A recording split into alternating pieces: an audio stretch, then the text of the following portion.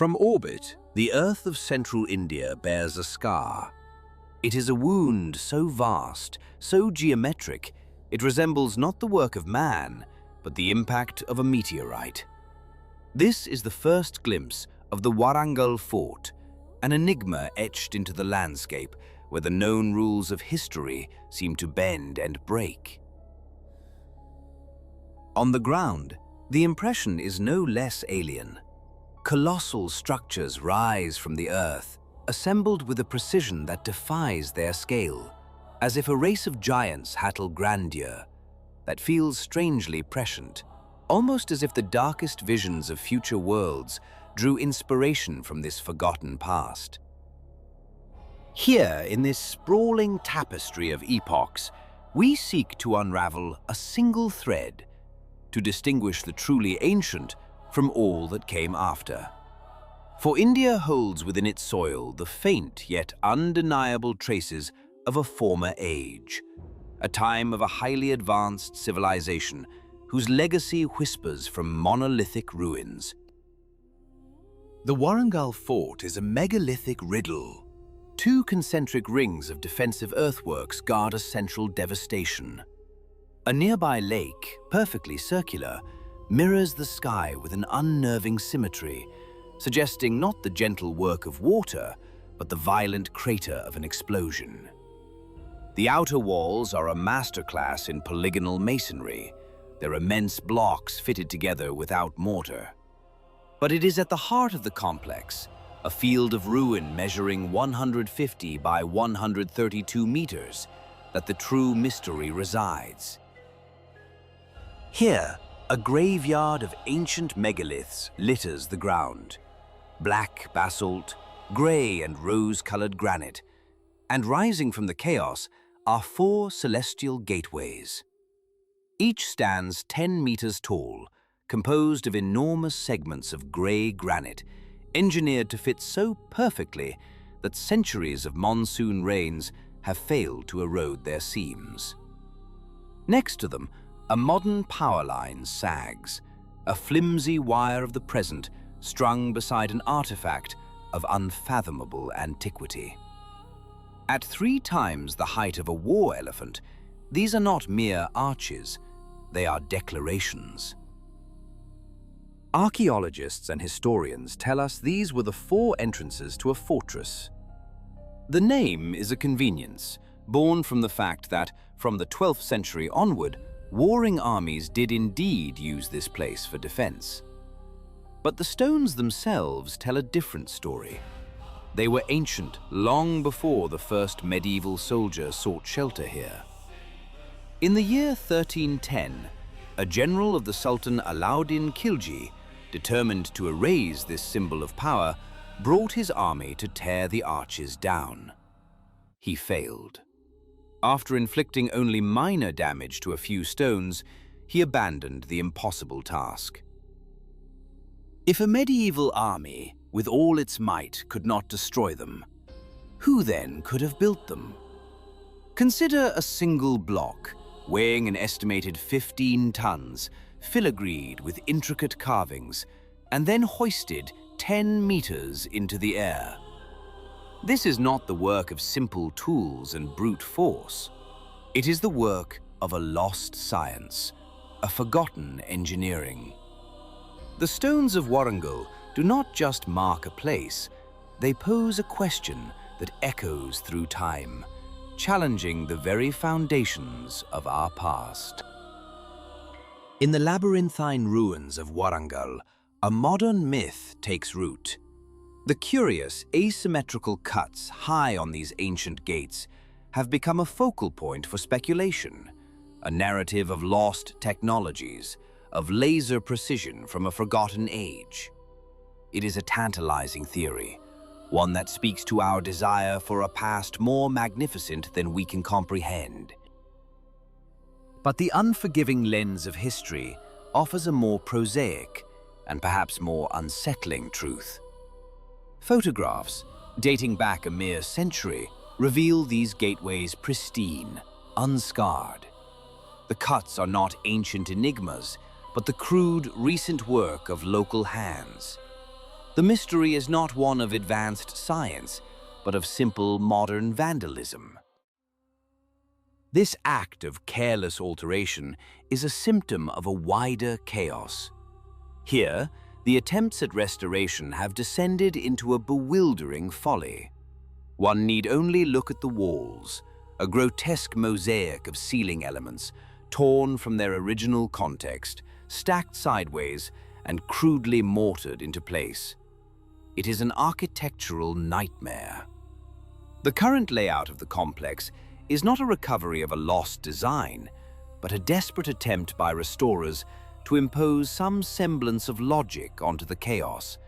Arranging the surviving fragments at symbol of creation sits as a centerpiece. Yet it too is an imposter, found elsewhere and simply placed here, a foreign object in a fractured home. To understand this place, we must learn to see past the noise.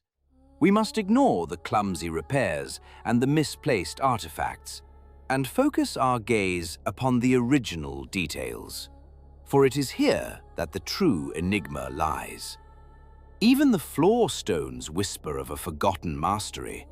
And then there are the blocks, bearing a striking, almost unsettling resemblance to the enigmatic stonework of Tiahuanaco, half a world away in Bolivia. One can imagine replicating their complex geometries with a modern 3D printer, extruding plastic layer by layer. But the imagination falters when trying to conceive of how these forms could be hewn from solid stone by hand, without a single error, without the slightest chip or fracture. Even if one entertains theories of cast stone or ancient concrete, the sheer complexity of the required mold defies rational explanation. Here we find one of the true calling cards of ancient India, the impossibly intricate column. The examples at Warangal, while impressive, are but a prelude to even more complex designs found elsewhere.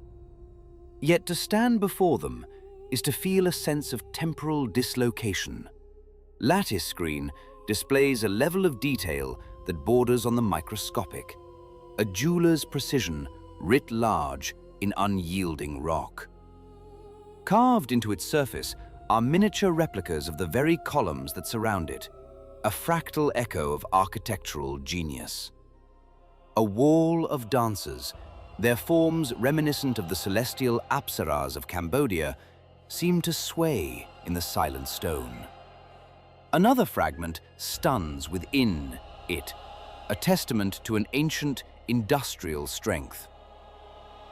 The displaced lingam itself, though not original to this spot, is a masterpiece of this lost art.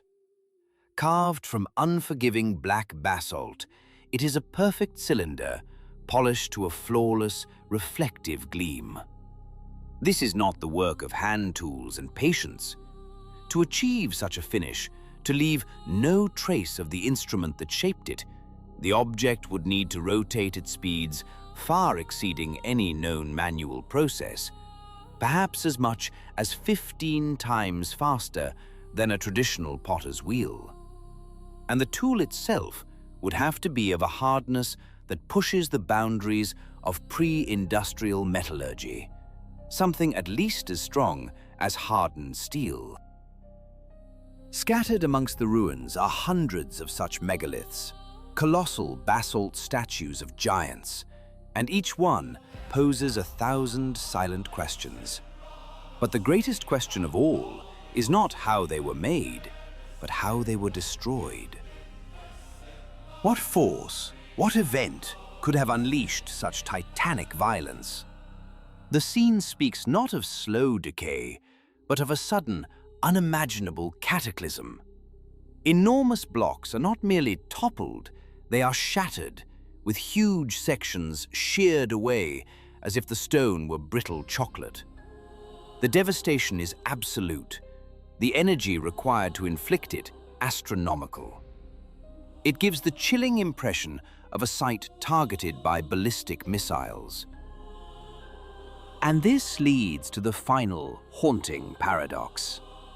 Amidst this scene of total annihilation, a force that could snookshes survive the apocalyptic blast that leveled everything around them? They remain, not as monuments to what was built, but as silent, impossible witnesses to what was destroyed. They challenge our understanding of history, forcing us to confront the humbling possibility that the greatest forces in our world are not the ones we control, but the ones we have long forgotten. An impossible congregation of stone lies scattered across the landscape. Here, in Warangal, the earth is littered with an anomalous density of sacred architecture. Not temples, but the very bones of temples. Column sections, intricately carved lintels, and nearly 100 specific ornate ceiling components, elements that once would have formed the vaulted heart of a holy sanctuary. The question hangs heavy in the air. How could so many grand structures have been concentrated in such a confined area? The logic of settlement and worship strains under the weight of this evidence. A more audacious theory begins to take shape. Perhaps this was not a city of 100 temples, but the birthplace of 1,000. A vast open-air manufactory, a crucible of sacred engineering. Its location is no accident. Warangal sits at a strategic nexus in the heart of the Indian subcontinent, a perfect hub for the distribution of these monumental creations. Nearby, a vast lake shimmers under the sun, but its shores are too sharp, its contours too deliberate. It feels less a work of nature and more the scar left by industry, a flooded quarry from which the raw material of divinity was painstakingly extracted. The geology of the land itself tells a story. Much of the state of Telangana rests upon an immense granite plate, a foundation of stone waiting to be awakened. Here, quarrying these colossal blocks would have been an exercise in strategic genius, not brute force. This is not the only such geological feature to be harnessed by the ancients. Not far from here, the formidable fort of Bongir rises from a similar monolithic rock outcrop, a testament to a people who understood how to work with the very grain of the earth. What we may be witnessing is the silent ruin of an industrial center from a forgotten age, a place where mountains were reshaped into monuments. If this was the forge, what then were its legendary creations? Far to the north, in the heartland of India, stands a structure that defies the architectural conventions of its time and place, the Bhojeshwar Temple. It is an anomaly of stark, square geometry, hewn from sandstone. There is a gigantism to its design, a brutalist majesty that feels alien to the region's more fluid aesthetics. From a distance, its imposing form evokes a strange association with the lost Second Temple of Jerusalem.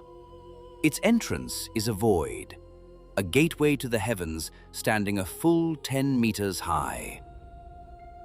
To step inside is to be humbled. Before the visitor stands one of the largest Shiva lingams on the entire planet. A single, polished monolith rising 5.5 meters from the ground, its diameter spanning over 2 1/3 meters. Yet it is the yoni, the pedestal upon which it rests, that truly shatters one's sense of scale. It is a platform of giants, against which human beings appear as mere miniatures, fleeting visitors in a hall built for gods. But the temple's greatest mystery is its silence. It is considered unfinished. Nearby, perfectly dressed and finished blocks lie in wait, architectural components that were never installed. Above, there is no classical tower, no soaring shikara to pierce the sky. Nor have any fragments of such a spire ever been found. The temple is a statement, without a conclusion. Close by, an unfinished statue of immense size lies prone, a colossus that never was, surrounded by other curious blocks, a project of breathtaking ambition, abandoned at the height of its creation. Another enigma, etched in stone, can be found on the eastern coast. The Sun Temple at Konark. Visually, its terrace structure and monumental scale echo the lost cities of the Maya.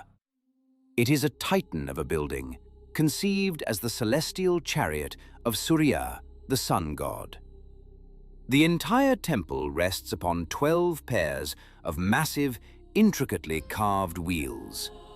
These are not mere decorations. They are functioning sundials, cosmic clocks tracking the passage of the day and the turning of the seasons. Local legend whispers of a power that once resided at its core. It is said that in the central sanctum, a colossal iron lodestone was suspended, a magnet of such phenomenal force that it held the principal idol of the sun god, levitating in mid-air. European travelers wrote of this power, claiming the magnetic field was so strong that it interfered with the navigational compasses of ships passing miles offshore. The temple was once crowned by a grand tower, soaring some 70 meters into the sky, which would have made it one of the tallest sanctuaries in all of India. But today, this is mere conjecture. The temple has endured so many cycles of collapse and restoration that its original form is a ghost, a palimpsest of history, where the kernel of truth is almost impossible to find. These are but two examples among millions. Across India, these abodes of the gods, known in Sanskrit as mandirs, punctuate the landscape. From the factory floors of Warangal to the unfinished ambitions of Bhojeshwar and the faded glory of Konark, the stone speaks. It tells of a civilization that measured its devotion in tonnage and its aspirations in vertical feet. They are not merely ruins from a time gone by. They are equations of effort, faith, and cosmic alignment, left for us to decipher. They are questions carved in granite, waiting for an answer that may never come. The spiritual geography of India is etched in stone. Across the subcontinent, a tapestry of temples punctuates the landscape. The overwhelming majority, some 85%, dedicated to the Hindu faith. This is a religion of profound antiquity, its roots reaching back into the Vedic period, beginning in the 3rd millennium before the Common Era. Today, it remains the soul of the nation, with more than 80% of its people. This immense heritage has given rise to a breathtaking diversity of sacred architecture. Scholars have meticulously identified 6 principal styles: the Nagara in the north, the Dravidian in the south, the Vesara in the west, the Kalinga in the east, and the distinct Himalayan and Kerala styles in their respective regions. Yet, to the untrained eye, this is a bewildering pantheon of forms. To navigate this labyrinth of stone and spirit, one must learn to see not just the temple, but the idea behind it. A view from above offers the first clue. If the satellite reveals a vast, walled enclosure, a precinct of rectangular structures dominated by towering gateways, or gopurams, at its perimeter, you have found a temple in the Dravidian style. On the ground, it is a riot of color, a vibrant spectacle, often dating to the 12th century or later. Here, ancient cosmology often meets a more modern sensibility. Divine figures rendered with a flair reminiscent of popular cinema, thronged by endless crowds of the faithful and the curious. Look again and you might see a different pattern. An ornate, almost organic complexity. A structure of mesmerizing intricacy, a congregation of towers where dozens of spires, or shikaras, reach for the heavens over multiple tiers. This is the signature of the Nagara style. Hewn from sandstone and pebble conglomerate, these medieval marvels have often been restored over the centuries, yet they retain an aura of profound, elaborate devotion. But to find the true, unfiltered echo of India's deepest past, one must look elsewhere. Search in the quiet, remote corners of the land for a solitary, often unassuming structure. From the sky, its form is not a simple square or rectangle, but a complex geometry, a mandala or a multi-pointed star rendered in stone. It is here that the greatest surprises await.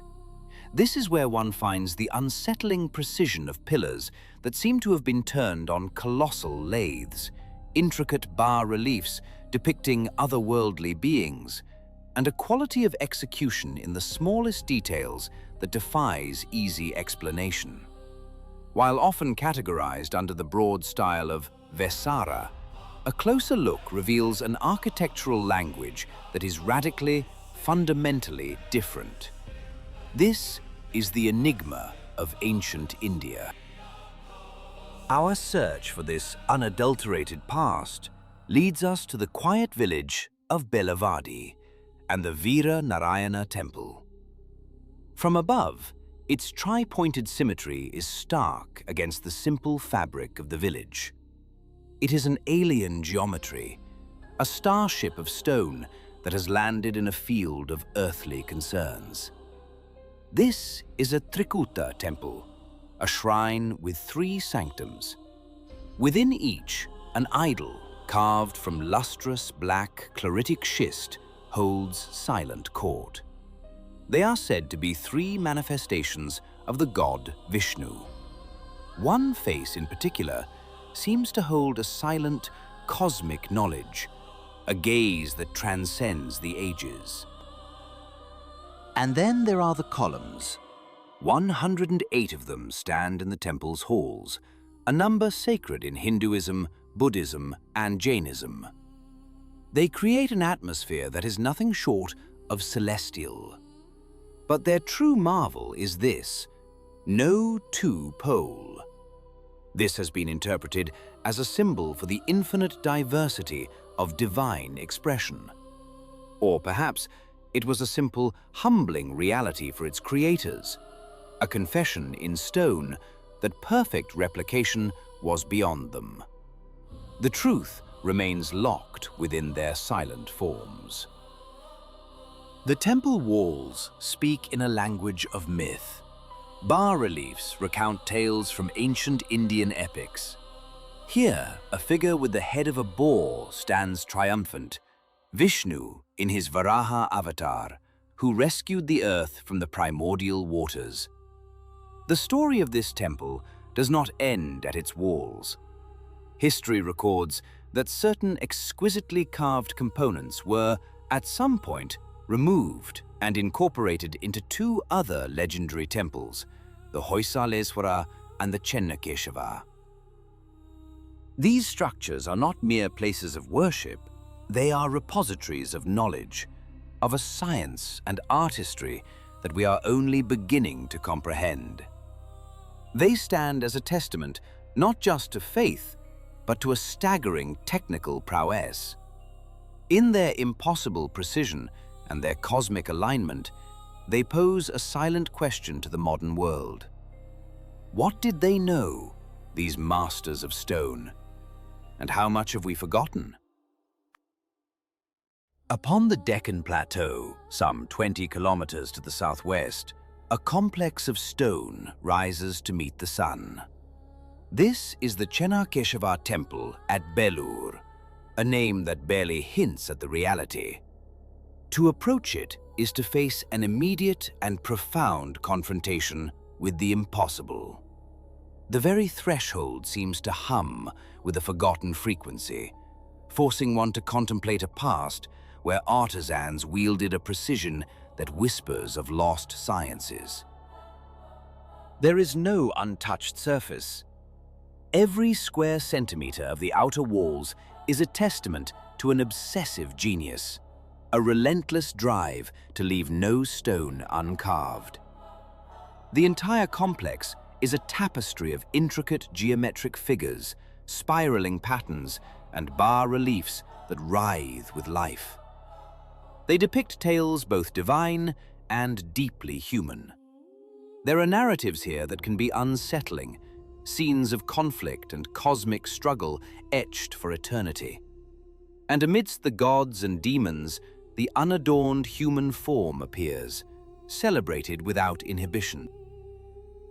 Among the more cryptic features are the pillared halls, the mandapas, and the great perforated stone screens that serve as walls, their openings cut, the forgotten workshops of Warangal. And then there are the columns.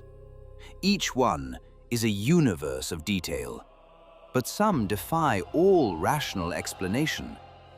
One in particular stands as a singular achievement, a rare and impossibly complex specimen. The mind recoils, struggling to grasp the process. To create such a thing from a single block of stone, where a single slip of the chisel, a fractional miscalculation, would shatter centuries of work. It is a feat bordering on the supernatural. If the external ornamentation challenges the limits of comprehension, the interior is another realm entirely. It is a journey into a cosmic heart of stone. For those of us bound by modern logic, the fundamental question hangs heavy in the air. Why? What purpose, what belief, what driving force demanded this level of painstaking, maddening perfection? Guarding the entrance to the inner sanctum are the Dvarapalas, sentinels of Shiva. They are masterpieces of form and intensity, but they hold a secret.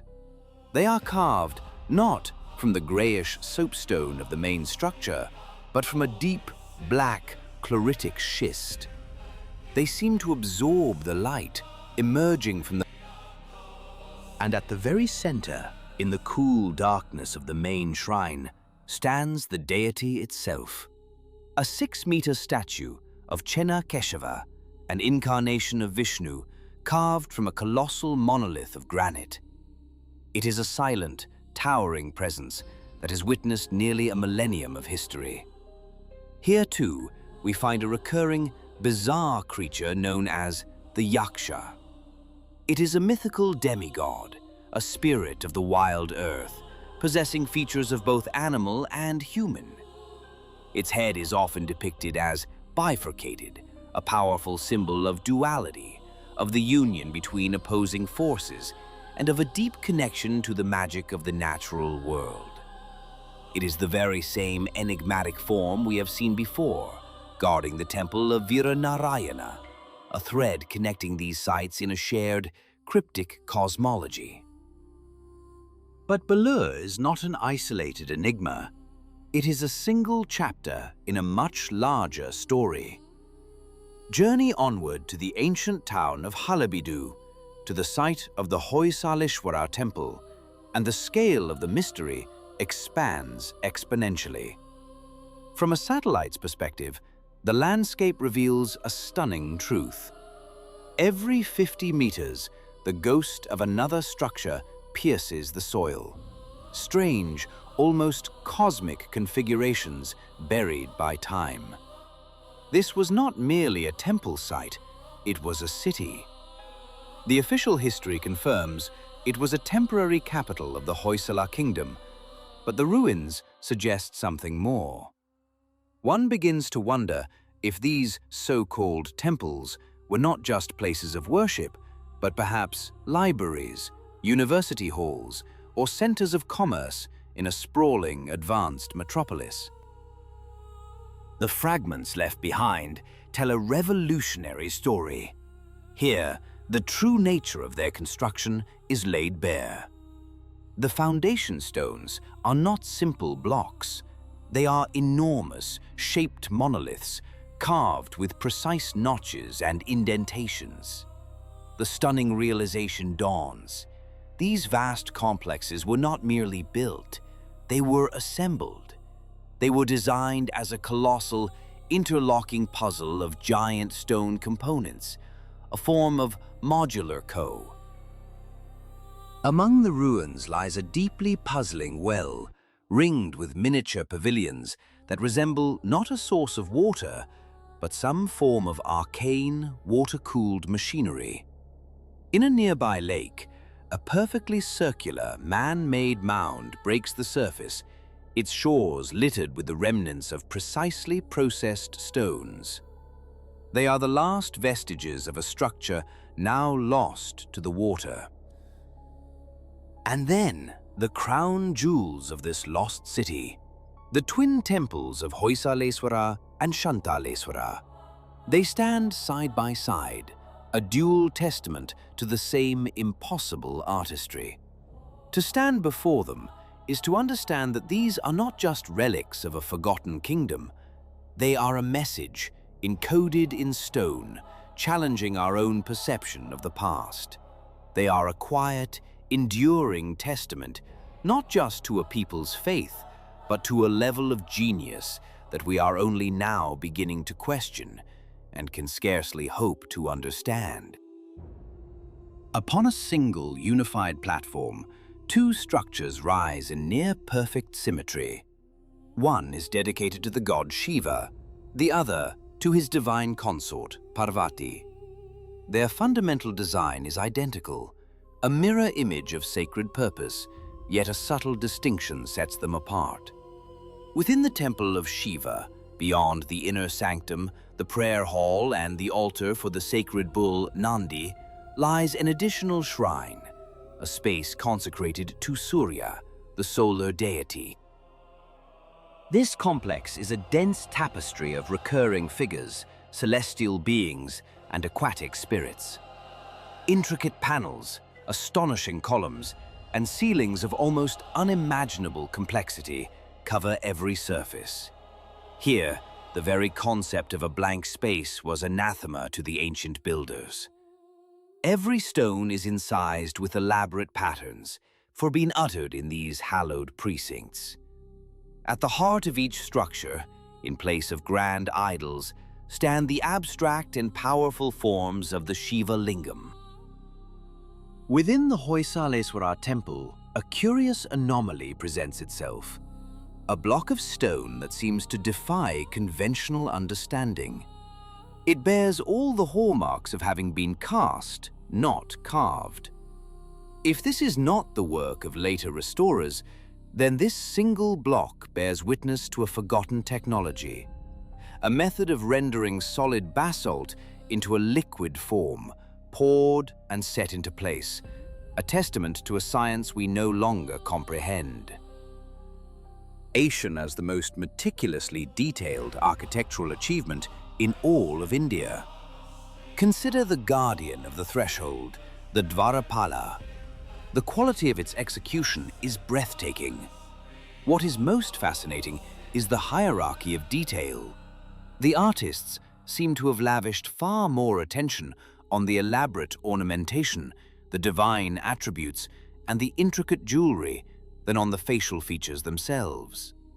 It suggests a worldview where the symbols of power and the cosmic role of a being held a significance far greater than be hard-pressed to find a modern artist working today who could approach this level of layered, microscopic detail. And yet, in India, thousands of such masterpieces exist, hidden in plain sight for those who know where to seek them. In antiquity, this region was known as Dwarasamudra, a Sanskrit name meaning the gateway to the great water. It is no coincidence that each of these great temple complexes stands near a significant body of water. On several of these lakes, evidence suggests the existence of artificial islands crowned with temples, an architectural concept reminiscent of the Mebon temples of distant Cambodia. A defining feature of this architectural school is the so-called stellate floor plan, a star-shaped geometry that is difficult to capture in a single word. It fractures the light and multiplies the temple's surfaces, creating an endless canvas for the sculptors. This design shares a certain visual language with the grand temple of Angkor Wat, particularly in the ornate decorative panels that adorn the platform upon which the main structure rests. The principal shrine. Within the Vimana resides either a large statue, the primary idol to whom the temple is dedicated, or the sacred Shiva Lingam. In many, though not all of these temples, a separate pavilion, the Nandi Mandapa, was constructed to house the statue of the revered bull. But it is when one looks up that the true, dizzying genius of the Hoysala artisan is revealed. The ceilings are perhaps the most complex stonework ever attempted in the ancient world. They are not merely roofs, but mandalas carved in 3 dimensions, vortices of concentric circles, floral patterns, and pendant buds that draw the eye and the spirit inward. Equally famous are the pillars, which can be broadly divided into 4 distinct types. The first are the perfectly round, lathe-turned columns, often PD, but interrupted by a solid rectangular element. The third type features columns covered in intricate ornamentation and narrative bas-reliefs, each one a storybook in stone. The final category encompasses all others, pillars of seemingly impossible, wildly imaginative forms that defy simple classification. From the outside, the structures appear to be living organisms encrusted with a world of imagery. Every inch is covered in bas-reliefs depicting animals, deities, and epic events from the past. Towering statues of gods and goddesses emerge from the walls, not as additions, but as if the stone itself has given birth to them. This was not mere decoration. It was a cosmology rendered in stone, a sermon carved for eternity, a universe of belief made tangible. The creators were not simply building a temple, they were sculpting a reality, ensuring that the very fabric of the building would sing the praises of the gods for millennia to come. Across the sacred landscapes of ancient India, a silent pantheon stands guard. Here, etched in stone, are not just the great gods, but the small, anonymous figures who worship at their feet, a constant reminder of the relationship between the divine and the mortal. This juxtaposition is a defining signature of this civilization, a story told in 1,000 temple reliefs. And almost invariably, within these hallowed precincts, we encounter beings of a different order. Creatures born of a mythic imagination, where the body of a human merges with the head of an animal. The wise elephant, the noble lion, the formidable boar, and others so enigmatic they defy simple classification. They are the therianthropic guardians, gatekeepers to a world where the boundaries of nature are fluid, and the divine can take any form.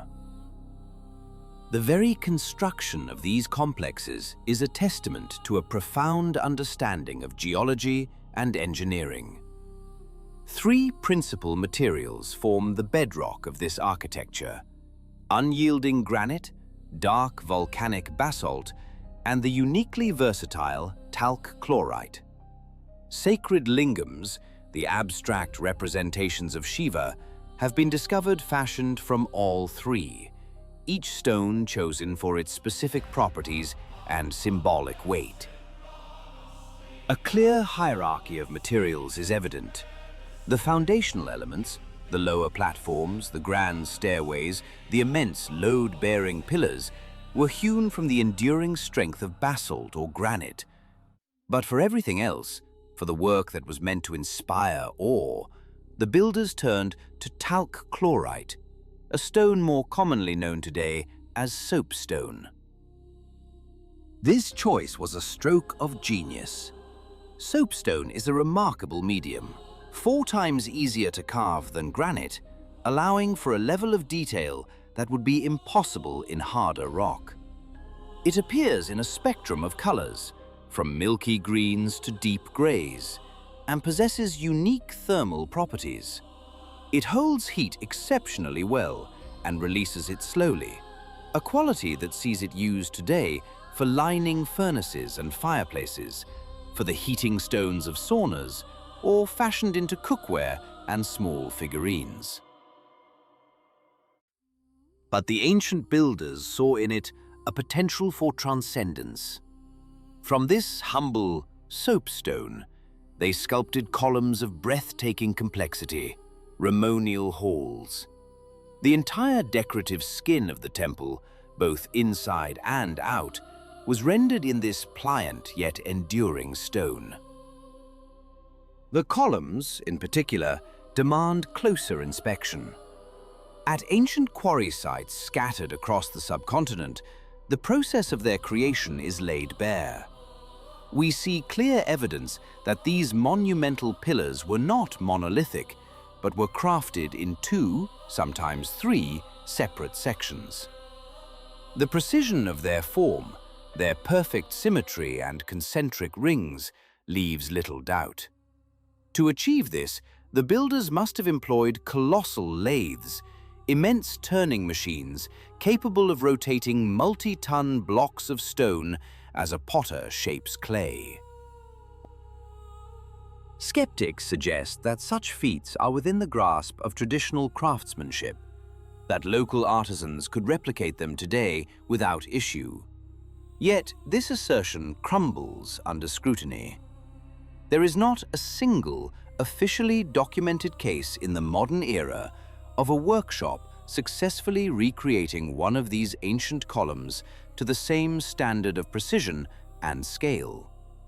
Modern masters, when consulted, concede that while they can create simpler statues in the classical Hoysala style, a true, exact replication is a monumental and prohibitively expensive undertaking.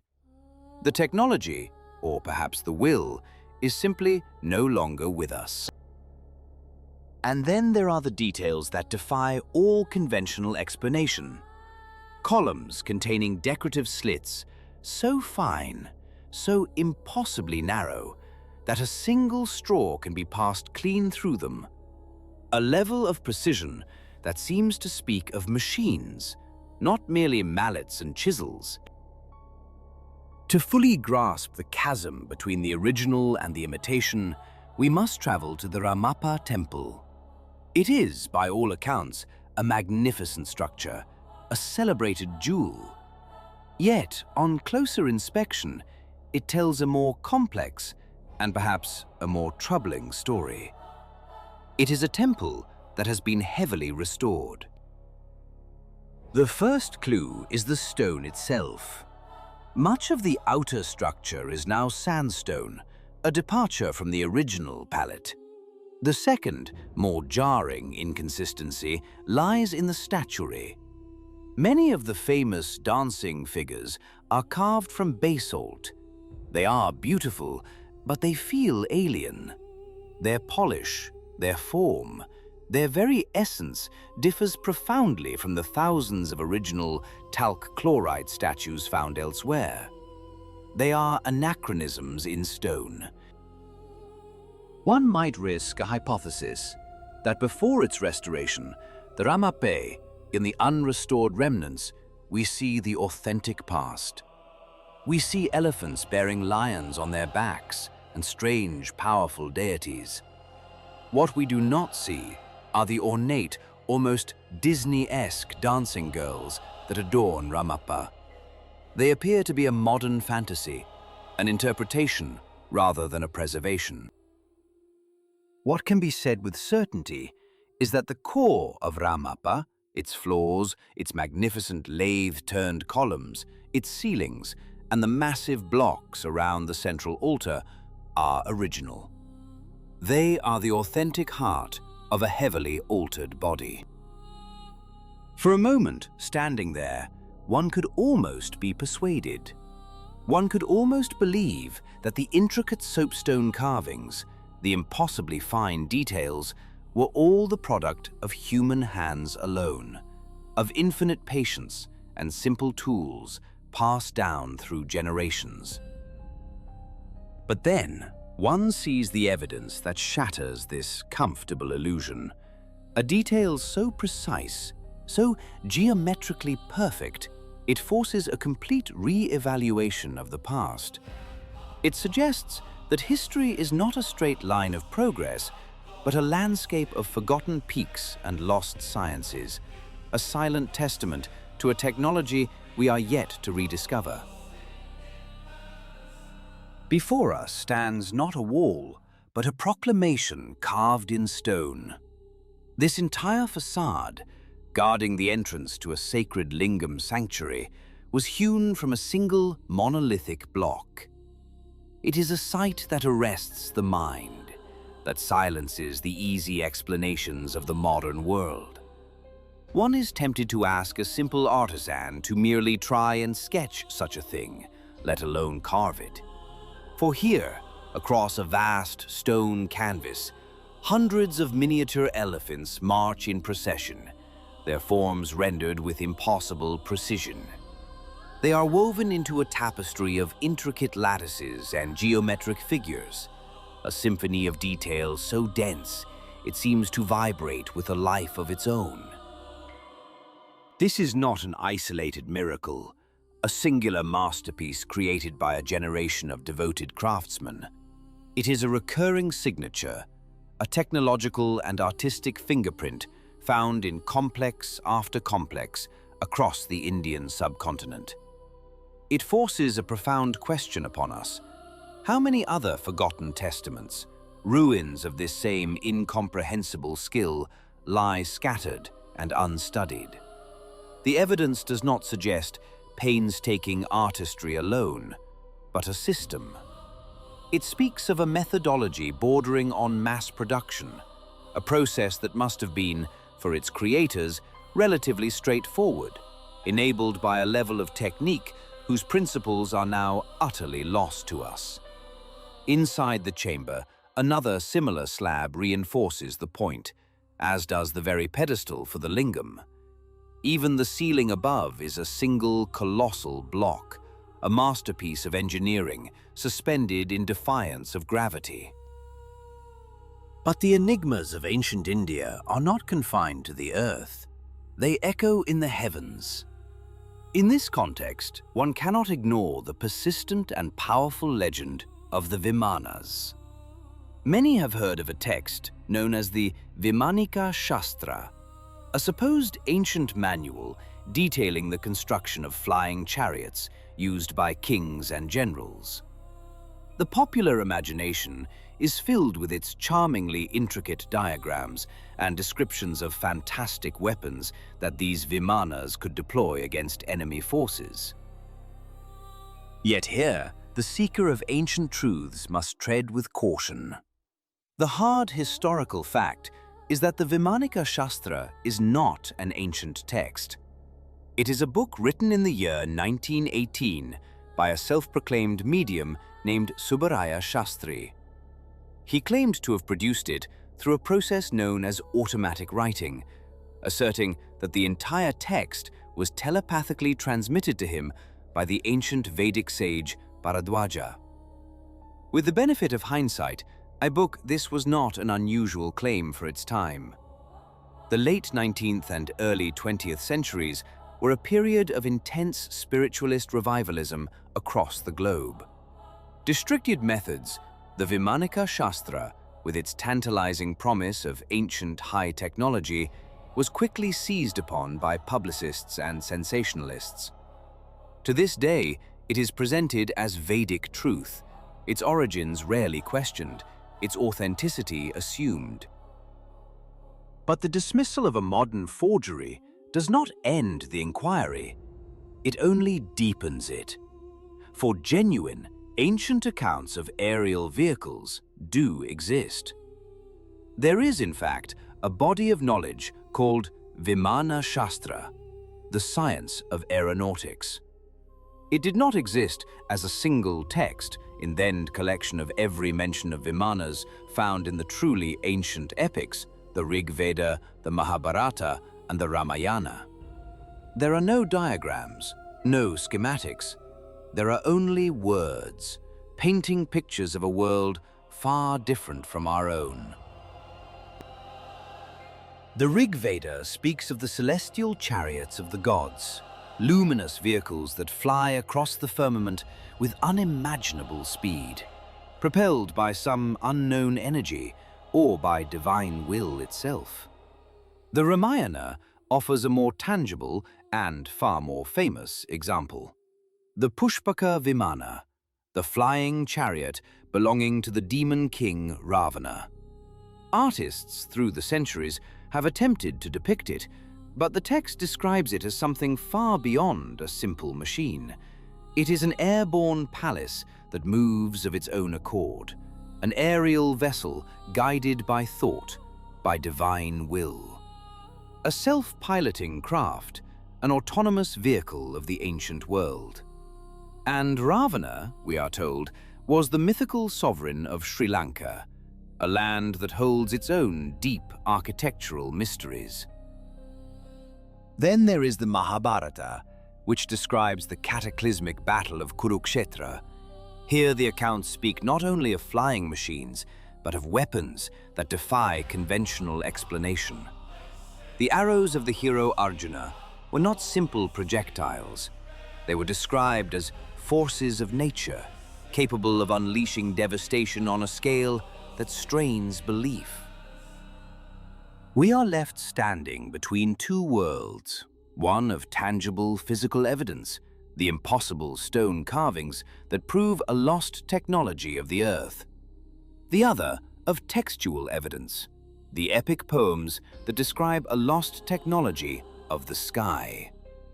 Are these mere allegories, the poetic exaggerations of a pre-scientific people trying to describe the divine? Or are they the faded, fragmented memories of a forgotten chapter in the human story, a technological apex from which we fell so far that its achievements now survive only as the myths of gods and demons? Perhaps the greatest mystery is not what our ancestors built or flew, but how profoundly we have forgotten. Across the battlefields of the ancient world, they were said to descend from the heavens, celestial chariots capable of shattering entire armies, the Vimanas. According to the sacred chronicles of India, these were not mere constructs of wood and iron, but magnificent apparatuses forged from gold, inlaid with precious gems, and built of otherworldly materials. The very description implies a lost metallurgy, a science of creating alloys that were impossibly light, yet possessed of extraordinary strength, metals whose value would have been beyond measure. In the grand epics, the Mahabharata and the Ramayana elms, this ancient language, when viewed through a modern lens, hints at something more than simple flight. It speaks of journeys to other worlds, of travel that could be interpreted as movement between planets, or perhaps even a passage into parallel dimensions. Yet, to read these texts as mere historical accounts of ancient technology is to ignore their profound spiritual depth. For within these same myths, the Vimana often serves as a powerful metaphor for spiritual enlightenment. It represents the ability to rise above the chaos of conflict, to observe the world from a higher plane of consciousness, to think with clarity, untouched by the maelstrom of emotion below. This symbolism is nowhere more vivid than in the Mahabharata, in the story of the warrior Arjuna upon his chariot. Here the chariot is not a machine, but the self. The horses straining at the harness are the five senses, the wild emotions that threaten to pull a person in every direction. When Arjuna is gripped by an internal crisis, a storm of doubt and despair, he loses his grip on the reins. He loses control of the chariot. The narrative is a timeless lesson in self-possession, a guide to mastering the inner world. And so we are faced with an enigma that echoes through the ages. What came first, the machine or the metaphor? Were these originally allegorical tales of spiritual development, which were later misinterpreted by generations seeking to find evidence of lost technology in the past? Or was it the other way around? Could there have been a truly advanced primordial civilization whose historical chronicles of war and exploration were so fantastic that over millennia they were absorbed into the loom of mythology, their original meaning transformed into esoteric teachings on the human psyche, eventually giving... The most compelling possibility is that the truth is not a choice between one or the other, but a fusion of both. That the perspective simply shifted as the context of reality changed for each successive generation. While the texts offer a battlefield of interpretation, the stone and soil of India present their own silent testimony. Consider the Kopeshwar temple, a structure of unique and unsettling beauty. Its columns are carved in a style seen nowhere else. Its main hall, the mandapa, stands open to the sky, entirely without a roof. Some argue it was left unfinished, a monument abandoned before its completion. Others insist it was designed this way, an observatory built to commune directly with the cosmos. Along its upper edge, 12 circular openings are carved into the stone, a clear reference to the signs of the zodiac. It is said that once a year, the full moon aligns perfectly in the center of this celestial aperture, a spectacle of impossible precision. Not far away, the Amruteshwar temple complex whispers its own secrets. Here, pillars are soared to breathtaking heights, and the inner sanctums are adorned with intricate bas-reliefs, depicting gods and stories from a time beyond memory. The sheer, unyielding persistence of these flying craft in the ancient record cannot be so easily dismissed. It suggests that during the era of the Ramayana and the Mahabharata, such apparatuses were a known reality. The tragedy may be that subsequent generations, passing these stories down through oral tradition, no longer possessed the language to describe the technology they had inherited. Living in a different world with a different level of understanding, they could only speak of golden chariots and celestial realms, the hard facts of their ancestors' history slowly dissolving into the poetry of myth. They were left with the story, but had lost the blueprint, leaving us to gaze at the same sky, forever questioning whether we are looking at the cradle of our future or the ghost of a forgotten past. Upon the stone walls of southern India, a silent army stands guard. They are the toop of their service to the god King Rama in his war against the demonic forces of Ravana. We find their powerful forms not only here, in the heartland of Dravidian culture, but mirrored thousands of kilometers away in the Khmer temples of Cambodia, a testament to a shared cultural tapestry woven across Asia. But look closer at the canvas itself. The exterior ornamentation here defies simple explanation. The patterns, the filigree, the impossible geometry, it speaks a language of precision that feels alien to the ancient world. It is as though the designs were conceived by a non-human intelligence, an intricate algorithm of the divine, and then rendered into reality not by chisel and mallet, but with the unerring accuracy of a modern computer numerical control machine. The hand of the artist has been so completely subsumed by the perfection of the form that it ceases to feel human at all. And then one's gaze is drawn downward to the floor. Here, the enigma deepens.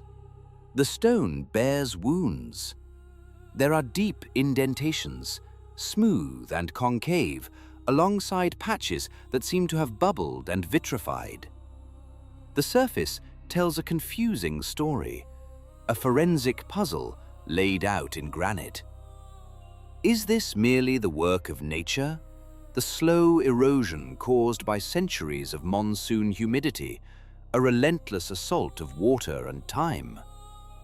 Could it be the consequence of sheer human presence, the shuffling of countless millions of bare feet polishing and wearing the stone into submission? Or are we looking at the aftermath of something far more violent? The spectral signature of immense heat, a force capable of melting the very rock underfoot. The question hangs in the humid air, unanswered. This land is a study in such contrasts. Here, true antiquity often remains hidden in plain sight, unremarked upon and unadorned.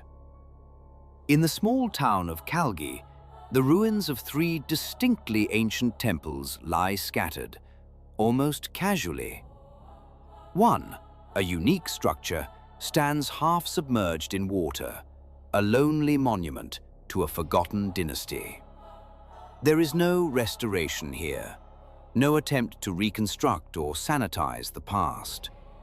They are simply left as they are, abandoned to the elements and to the local populace, who use their sacred precincts as gathering places, their conversations echoing where prayers once did.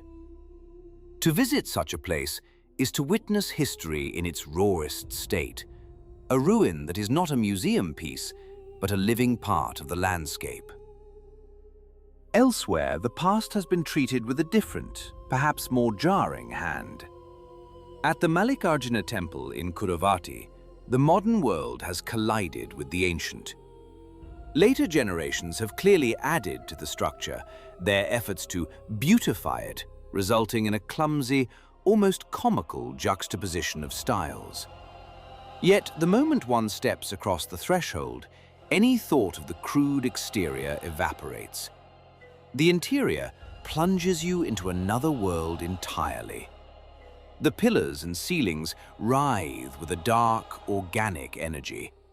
The forms are biomechanical, unsettlingly complex, as if the Swiss artist H.R. Geiger had drawn his inspiration for the alien xenomorph not from the depths of space, but from the sanctum of this very temple.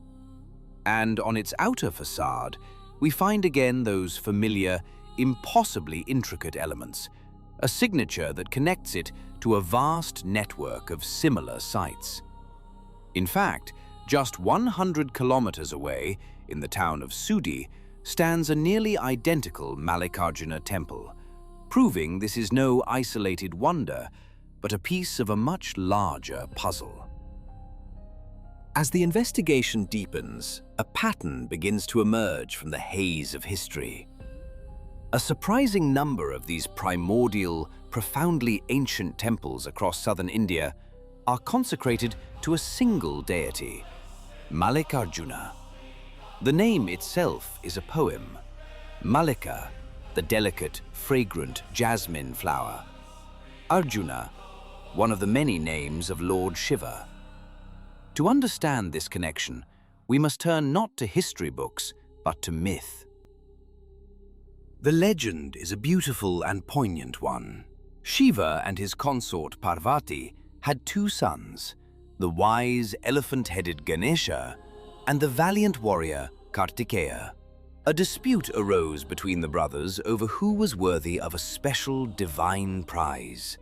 To settle the matter, Shiva proposed a challenge. The first to circumnavigate the world would be declared the winner. Kartikeya, proud and swift, immediately set off on his celestial peacock to circle the globe. But Ganesha, understanding that his own vehicle, a mouse, was no match for such a journey, displayed a moment of profound wisdom. He simply walked around his parents, Shiva and Parvati, and declared his task complete, for to him they were the entire world. His logic was unassailable, and he was awarded the prize. When Kartikeya returned, exhausted from his journey, he learned of Ganesha's victory and felt a deep sense of injustice and sorrow. Wounded in his pride, he retreated to the remote Mount Crauncha to live as an ascetic. His parents, heartbroken to see their Guntan, they remained. Shiva took the form of Mallikarjuna, and Parvati became the goddess Brahmaramba. This sacred place would become known as Srisailam, one of the most revered centers of Shiva worship in all of India. And what does one find at the heart of Srisailam today? A profoundly ancient Proto-Indian temple dedicated to Mallikarjuna, around which a vast and sprawling complex of newer structures has been built over countless centuries in a dizzying array of more modern styles. The myth is made manifest in stone and mortar. The connection is undeniable. The worship of Shiva in this specific form is inextricably linked to some of the oldest and most enigmatic sacred architecture on the subcontinent. Ultimately, there is nothing surprising in this. Shaivism, the branch of Hinduism devoted to Shiva, is widely considered one of its most ancient traditions, with origins that stretch back into the twilight of the pre-Vedic period, before the writing of the great scriptures.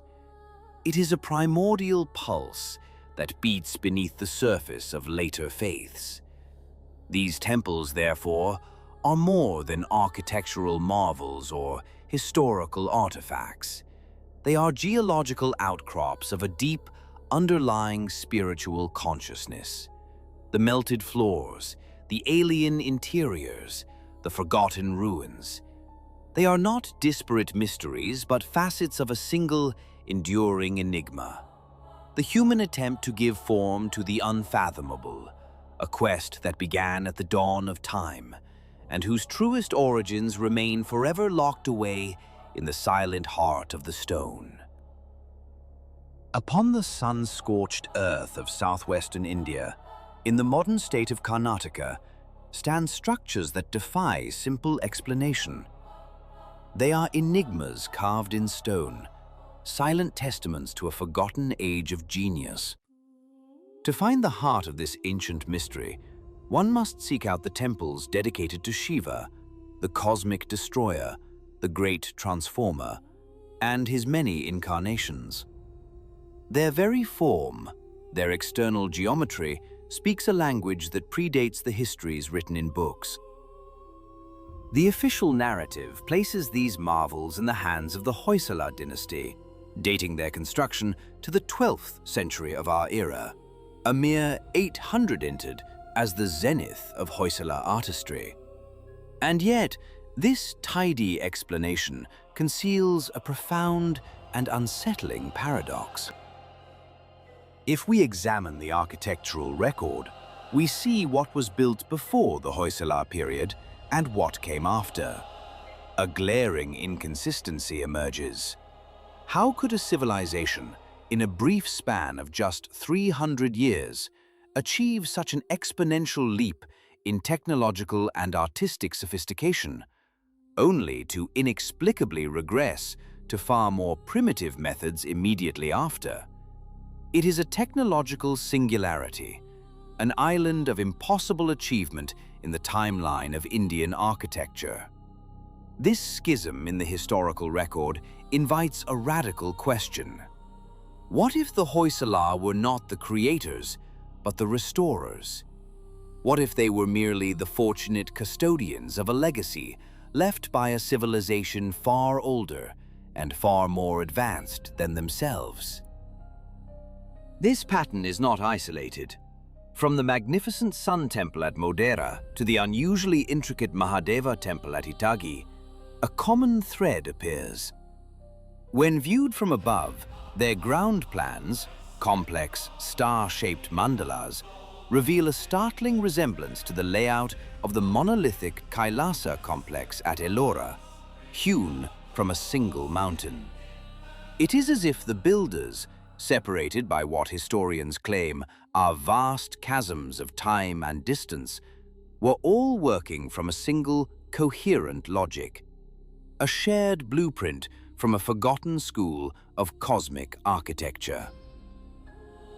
The core of the enigma lies not just in the design, but in the material itself.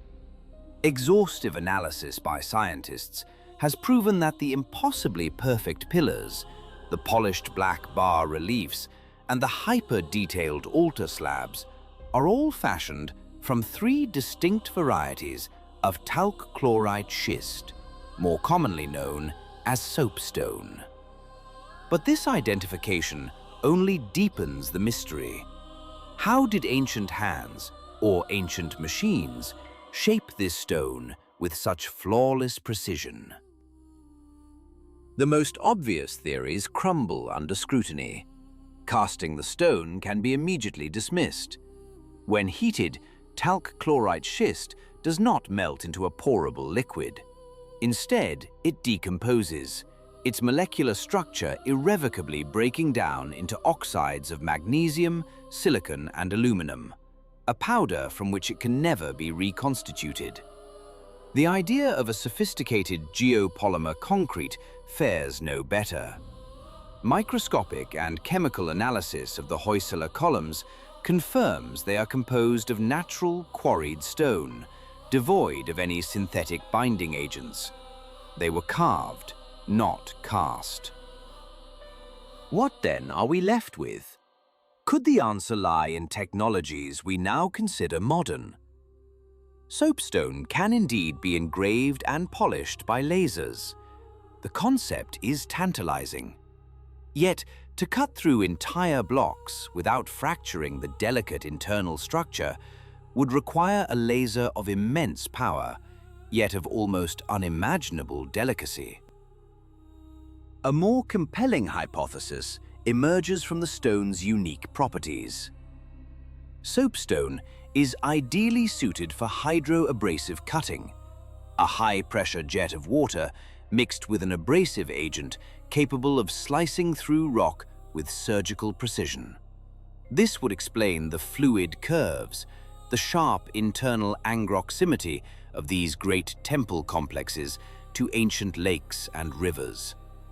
Could it be that the strange, cylindrical devices depicted in the hands of the carved deities and giants are not weapons or ceremonial objects, but the cutting heads of these lost, hydroabrasive machines? Of course, one must not entirely dismiss the possibility of manual craftsmanship. We know that talc chloride schist is a soft material. A sharp knife can score its surface. Perhaps these were simply the work of generations of master artisans, armed with nothing more than simple tools and an unwavering devotion. Yet the sheer scale, the uniformity, and the geometric perfection challenge this simple conclusion. We are left standing before a profound crossroads of understanding. History is not always a linear progression from primitive to advanced. Sometimes it is a story of lost knowledge, of brilliant heights achieved and then forgotten. These temples are more than places of worship. They are echoes of a lost science, whispering that the capabilities of the ancient world may have far surpassed our own. The question is not simply how they built these wonders, but what other knowledge, what other truths have been turned to dust by the relentless march of time. In theory, it is a feat achievable by human hands. The challenge, however, lies not in the principle, but in the sheer, overwhelming scale. To create such an abundance of exquisitely detailed elements, for the hundreds, Even thousands of complexes erected in a relatively narrow window of history would demand an army of artisans. Not merely laborers, but hundreds of thousands of master stonemasons, each possessing a lifetime of skill. And here, the arithmetic of history presents a profound paradox.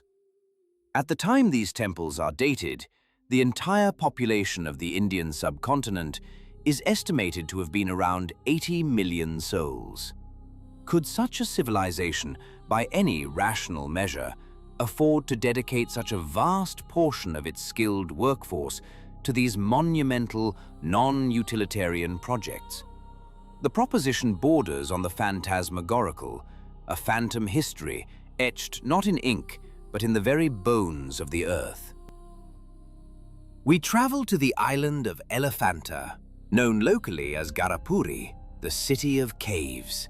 Here, a fortress of the gods has been carved from the unforgiving mass of a basalt hill. These are not temples built, but sanctuaries excavated, hollowed out from the living rock. Within, the stone preserves colossal and intricately detailed bas-reliefs, their narratives still pulsing with divine energy after 1,000 years of silence. One can only imagine the spectacle they presented in their prime, painted and illuminated by flickering lamps. This is basalt, a hard, dense volcanic rock, not some pliable soapstone easily shaped by the chisel. It is here that one of the world's most iconic ancient statues resides, a depiction of the god Shiva, 6 meters tall, emerging from the gloom, a triform embodiment of creator, preserver, and destroyer. The scale of the complex is humbling. Human figures are dwarfed, reduced to fleeting visitors in a hall built for titans. Of the 7 major caves on the island, 2 are Buddhist, a testament to an era of spiritual confluence. Elsewhere, the solitary temple of Dharmaraja Ratha stands as a perfect emblem of the technique. It appears as a smaller, less ornate cousin to the great Kailasa temple. Yet it was born of the same impossible method. This is not construction, but deconstruction. A process of removal, where the temple is not built up, but revealed from within a single monolithic outcrop. The approach to it, a task that echoes across continents, found in the rock-hewn churches of Lalibela in Ethiopia. Further back in time, we find the nearby caves of Karla and Badja, dated to the 1st and 2nd centuries before the Common Era. These are Buddhist sanctuaries, yet they possess the same imposing grandeur, the same ambitious architectural vision. Carved from basaltic tuff, they exude a mystical aura, their halls designed to capture silence. It is unusual here to find bas-reliefs depicting worldly scenes amidst the sacred iconography. Looking upon Badja, one feels a sense of profound loss. The cave appears to have suffered a deliberate, targeted destruction. Its entire front facade is almost entirely gone. The official explanation cites the slow, inevitable work of erosion and earthquakes, but the starkness of the damage whispers of a more violent history. Nearby, a curious collection of 14 stupas stands in silent congregation. Their precise purpose, their collective meaning, was a secret known, perhaps, only to their creators. But all these paths, all these traditions, converge at one monumental location, the Ellora Caves. Officially, there are 34 major structures here, not counting the countless smaller grottos and carvings. After Mildhists seem to compete in a divine contest of mastery over stone. Consider the Hindu Cave 29. Its sheer size is overwhelming, its walls alive with mythic power. Here, a panel depicts Shiva in his terrible aspect, vanquishing the demon Antakasura. There, the 10-headed Ravana, in an act of supreme arrogance, attempts to shake the sacred Mount Kailash itself. Its entrance is guarded by lions of a peculiar, almost playful design, their forms more reminiscent of sleek marine creatures than terrestrial kings of the savannah. Each cave is a world unto itself, a universe of belief carved from a single cliff face. And so we are left where we began, confronting the stone and the silence. The evidence of the work is irrefutable, yet the means by which it was accomplished on such a colossal scale remains shrouded in mystery. The stone does not offer easy answers. Instead, it poses a far more profound question, echoing from the depths of these man-made mountains. Not how our ancestors managed to build these wonders, but what kind of people they must have been to even conceive of them. In the heart of Maharashtra, carved from a single colossal escarpment of volcanic rock, lies a silent congress of faiths. Here, the earth itself was not a foundation upon which to build, but the very substance from which devotion was sculpted. Among the earliest whispers are those of the Buddhists, their sanctuaries hewn into the cliff face. We find it in the grand Chaitya Hall of Cave 10, and in the multi-storied monastic residence of Cave 12, a silent stone dormitory for ascetics long since departed. Later, the Jains arrived, leaving their own indelible mark upon the landscape.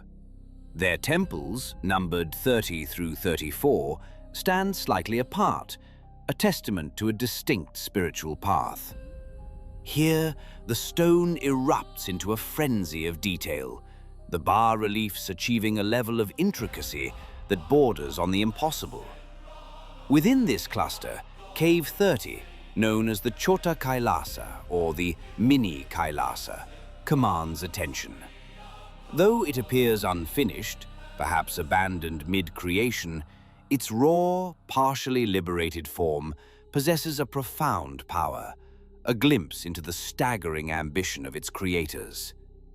Nearby, the tower of Cave 32, the Indra Sabha, stands as a masterclass in ornamentation, its surfaces alive with figures and patterns that echo the distant gateways of Warangal, weaving a thread of artistic connection across ancient India. Yet all these magnificent works are but a prelude.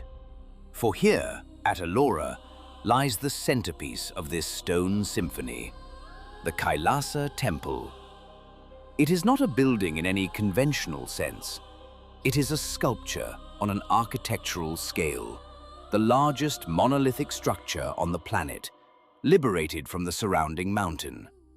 To create it, artisans did not add a single stone. They removed an estimated 400,000 tons of rock, an act of deconstruction so precise it defies comprehension. The official narrative places its creation in the 8th century of our era. This dating is not based on definitive proof, but on an assumption that the technology required for such a feat simply did not exist before this time. Yet, this tidy conclusion is troubled by a whisper from the past. A stone tablet, discovered not far from the site and reliably dated to the 3rd century, speaks of this very complex, referring to its construction as an event that had already occurred, in a time then considered ancient. The true timeline may stretch back much further, deep into the era before Christ, to an age whose capabilities we can no longer measure. The greatest question, the one that hangs heavy in the Deccan air, is not when, but how. What technology could shear away a mountain with such grace? Recently, a compelling, if unsettling, parallel has emerged from our own time. The laser. We see videos of modern machines carving stone with focused beams of light, their precision absolute. For decades, industrial laser engravers have been a reality, but only now have compact, portable versions begun to appear. One can purchase a simple device for $300 to etch soft materials at home. To cut stone requires an apparatus of vastly greater power and expense, and to carve the Kailasa, to hollow out its courtyards, sculpt its elephants, and detail its pantheons, would have required a tool of unimaginable power and precision. Could such a device have existed in the ancient world? The thought requires a radical departure from our linear view of history, a willingness to entertain the idea that our current technological peak is not the first. The concept resonates with an older analogy, that of a three-dimensional printer working from a digital model. But the laser engraver makes the vision more visceral, more immediate. It would even lend a strange credibility to the local legend, long dismissed as pure fantasy, which claims the entire temple was carved in a single night. What once seemed a myth could be a folk memory, a distorted recollection of a technological process so swift and powerful it appeared to be magic. Some have tried to diminish the feat, claiming the Kailasa was carved from basaltic tuff, a softer, more porous rock. This is a fundamental error. Such a massive structure, exposed to millennia of monsoons, would have crumbled to dust if made from tuff. The truth lies in the very geology of the Deccan Plateau. The temples of Ellora are hewn from trap basalt, a dense, igneous rock even harder than its common form. It is the solidified legacy of colossal lava flows that convulsed this land some 65 million years ago. This is the material the ancient masters faced, a substance born of primordial fire, harder than granite. The Kailasa does not offer easy answers. It stands as a profound challenge to our understanding of the past. It is a monument not only to faith, but to a lost science, a technological capability that flowered and then vanished from human memory.